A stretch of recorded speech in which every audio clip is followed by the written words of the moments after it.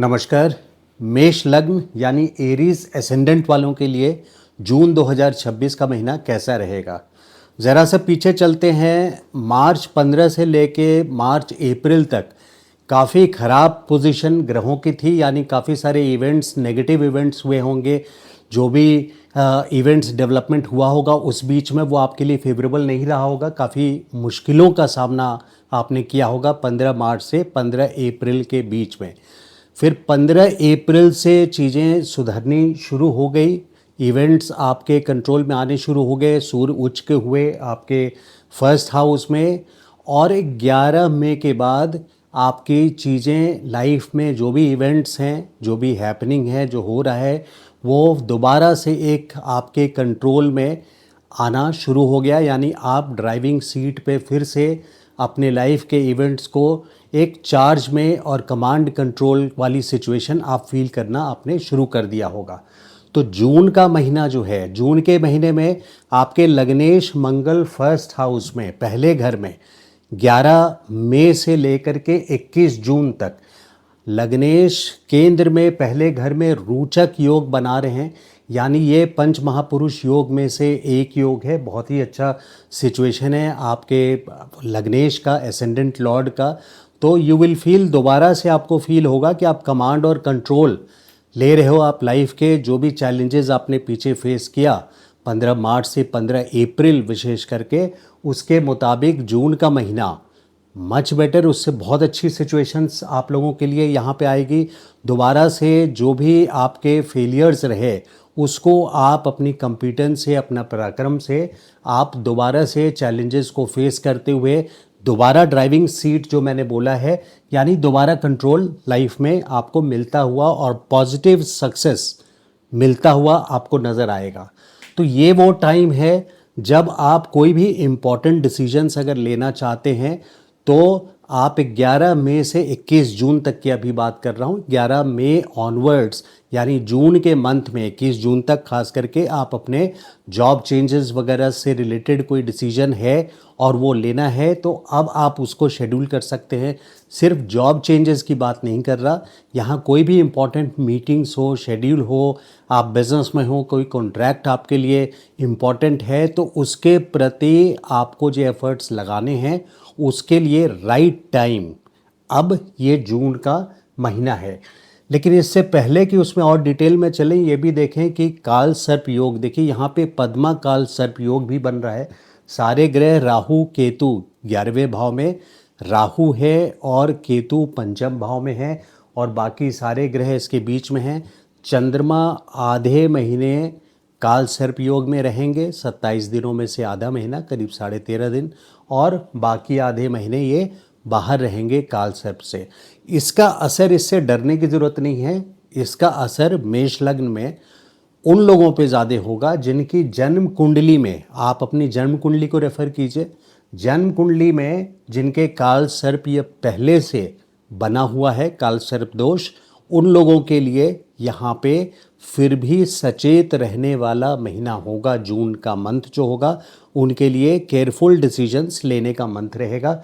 या फिर जिन लोगों के लिए राहु और केतु की दशा चल रही हो, राहु की महादशा चल रही हो या केतु की महादशा चल रही हो, या अंतर प्रत्यंतर में कहीं राहु और केतु की दशा, अंतरदशा या प्रत्यंतर चल रही हो, तो तभी मेष लग्न वाले जिनके ये चल रहे होंगे उनके लिए, या आपके जन्म कुंडली में ही काल सर्प है तो उनके लिए यहाँ पे फिर भी जून के महीने में केयरफुल रहना है। बाकियों के लिए जो मेष लग्न के हैं ये काफ़ी फेवरेबल मंथ है, रोचक योग बन रहा है। जैसे मैंने बताया, दोबारा से आप कंट्रोल और सक्सेस की ओर बढ़ते हुए फील करेंगे अपने आप को।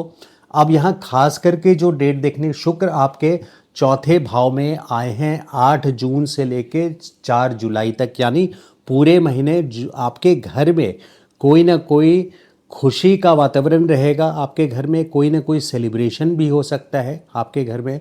और यहाँ बात सिर्फ सेलिब्रेशन की नहीं है, मैं ये नहीं बोल रहा कि सिर्फ बर्थडे पार्टी मन जाएगा तो वो खुशी हो जाता है। ओवरऑल 8 जून से लेके 4 जुलाई आपके घर में कोई ना कोई get together, family get together हो सकता है। कोई फैमिली मेम्बर भी आपके जो क्लोज़ हैं, जिससे आपकी बॉन्डिंग अच्छी है, ऐसे रिलेटिव्स आपके घर में आएंगे 8 जून से 4 जुलाई, और आपके फैमिली मेम्बर्स से भी बॉन्डिंग बढ़ेगी और उनसे आपको सुख मिलेगा, आपको खुशी का वातावरण अपने घर में फील होगा।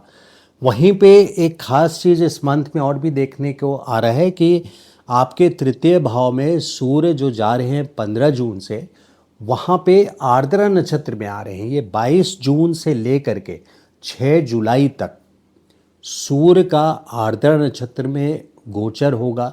तो चूंकि ये तीसरे भाव में है, सूर्य यहाँ रहेंगे 22 जून से लेकर के 6 जुलाई तक, जिसके वजह से आपको आपका जो अप्रोच है पड़ोसियों से डील करने का, यानी नेबर्स के साथ काफ़ी डेलिकेटली आप रिलेशंस को हैंडल करें। अपने सिबलिंग्स के साथ, अपने भाई बहनों के साथ यहाँ पे किसी न किसी विवाद या डिस्प्यूट की सिचुएशन, आर्द्रा नक्षत्र जो है ये राहु का नक्षत्र है। अपने आप में राहु क्या है, एक बगावती है, रिबेलियन है, भ्रम पैदा करता है, इल्यूजन पैदा करता है। तो सूर्य का राहु के नक्षत्र में जाना यहाँ 22 जून से लेकर के 6 जुलाई तक किसी तरह का कन्फ्यूजन बता रहा है। ये आपके पड़ोसी से हो सकता है या आपके भाई बहनों के साथ हो सकता है।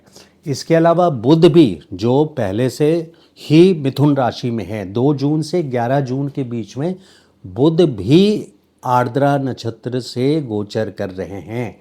तो मेष वाले 2 जून से लेकर के 11 जून के बीच में जो भी आप रिटर्न मैटर्स करते हैं, जैसे आप मेल भेजते हैं या आप मैसेजेस भेजते हैं, व्हाट्सएप ग्रुप में एडेड हैं, कोई भी कम्युनिकेशन आप कर रहे हैं, तो बी केयरफुल। अपने एक्सप्रेशंस को बहुत क्लियरली आप इंडिकेट कीजिएगा, लिखिएगा, क्योंकि यहाँ पे कोई ना कोई कम्युनिकेशन का घर भी है, तीसरा घर। और यहाँ बुध का आर्द्रा नक्षत्र में जब कोई ग्रह जाते हैं ना, यहाँ बुध जा रहे हैं, तो वहाँ पे कोई कन्फ्यूजन, राहु का नक्षत्र है। और ये आर्द्रा को मैं बोलता हूँ बवंडर, यानी एक कोई ना कोई स्कैंडल करना। तो be careful of all the mails you write, anything, your speech also.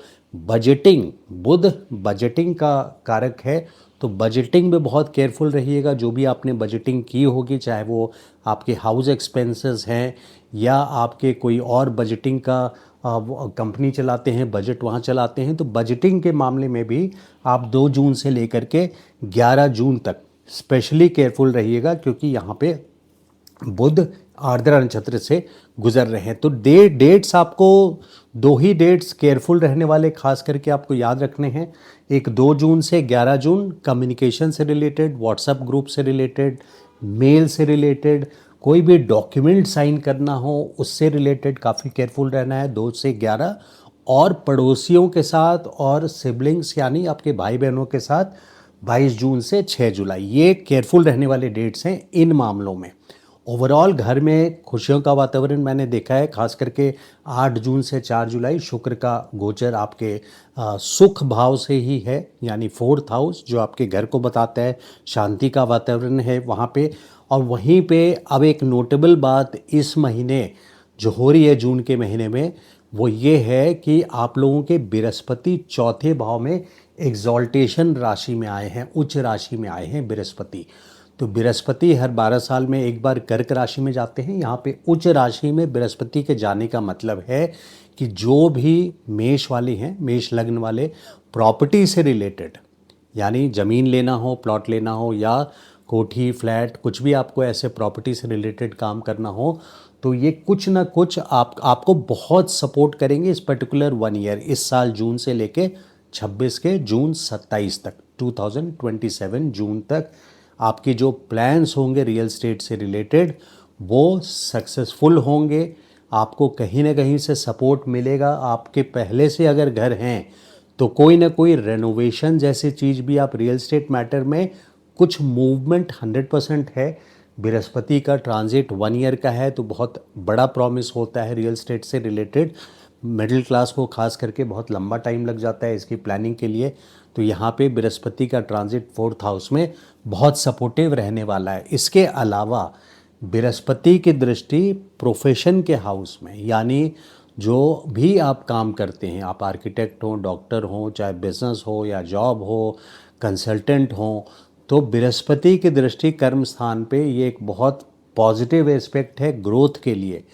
Professional growth, 2026 जून से लेकर के 27 जून तक ये प्रेशर भी बना रहेगा, लेकिन प्रोफेशनल ग्रोथ एश्योर्ड होता है जब बृहस्पति की दृष्टि पड़ती है।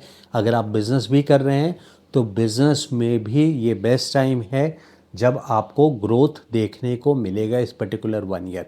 तो बृहस्पति की ट्रांजिट जो है, जो ट्रांजिशन है, यानी जो ट्रांजिट हो रहा है, गोचर हो रहा है, ये एक बहुत वेल पोजीशनड है। फिर भी देखिए ओवरऑल मंथ में मैं देख रहा हूँ कि मार्च, जैसे मैंने बताया, मार्च 15 से लेके मार्च अप्रैल के बीच में काफ़ी नेगेटिव रहा।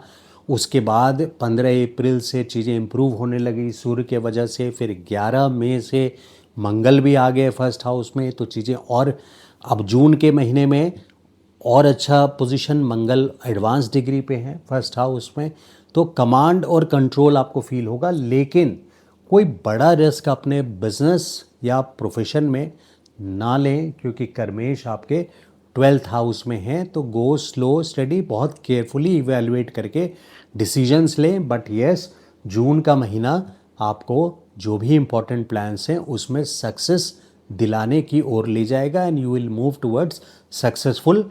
इस टाइम पे जून का महीना काफ़ी सक्सेसफुल आप लोगों के लिए रहने वाला है। अब अलग अलग मैटर्स पे देख लें। देखिए बिजनेस के लिए आप 11 मई से राइट डायरेक्शन पे बढ़ रहे हैं। बड़ा रिस्क वाला काम आपको कोई नहीं करना चाहिए। शनि कर्मेश 12th हाउस में है, यानी कोई ऐसा बड़ा कॉन्ट्रैक्ट उठा लिए जिसकी फाइनेंशियल लायबिलिटी आपके कैपेसिटी से, यानी जितना आप कर सकते हैं अपने आप से, उससे ज़्यादा रिस्क लेते हुए आप अगर पैर बढ़ा देते हैं तो वहाँ पे शनि आपको सबक सिखाने के लिए काफ़ी होंगे।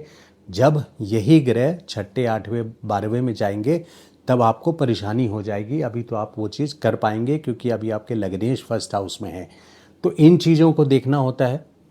हेल्थ के लिए खास करके देखिए, हेल्थ के लिए इस समय पर्टिकुलरली मैं कोई चीज़ नेगेटिव नहीं देख रहा हूँ। जितना 15 मार्च से 15 अप्रैल के बीच में चीज़ें, यानी हेल्थ कंडीशंस आप लोगों के लिए काफ़ी चैलेंजिंग रही होगी 15 मार्च से 15 अप्रैल।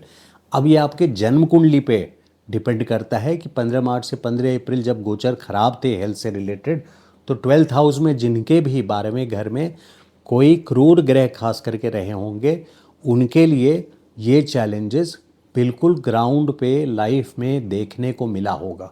जैसे अगर सूर्य हो 12th हाउस में मेष लग्न वालों का, या मंगल हो, तो वहाँ शनि का गोचर मंगल के ऊपर काफ़ी सारे चैलेंजेस लाए होंगे 15 मार्च से 15 अप्रैल।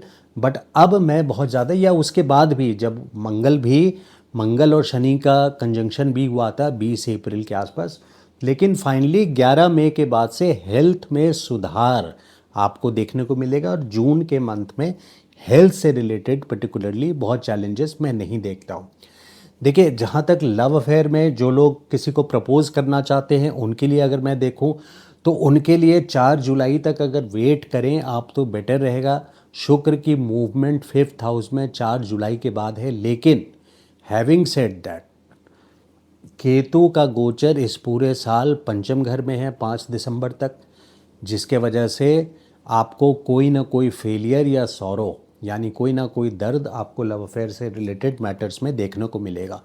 जो प्रेग्नेंट लेडीज़ हैं उनके लिए भी यहाँ केयरफुल रहने का इस पर्टिकुलर, क्योंकि 2026 में केतु 5th में है, तो प्रेग्नेंट लेडीज़ को भी सिजेरियन जैसी डिलीवरी की ओर बढ़ सकती है।